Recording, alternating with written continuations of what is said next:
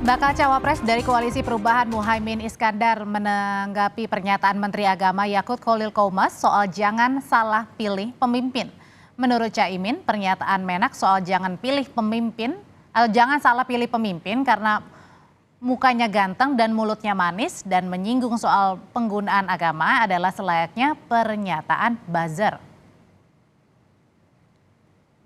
Assalamualaikum warahmatullahi wabarakatuh. Jangan pilih capres yang memainkan politik identitas seperti di Pilgub lalu. Itu omongan buzzer.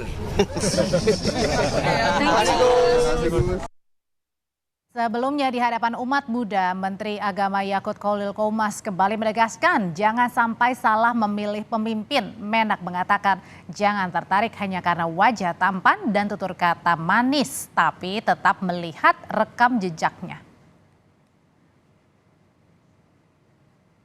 Jangan karena bicaranya enak, mulutnya manis, mukanya ganteng, itu dipilih. Jangan asal begitu. Harus dilihat dulu track recordnya. Track recordnya bagus, syukur mukanya ganteng, ya kan? Syukur bicaranya manis, itu dipilih.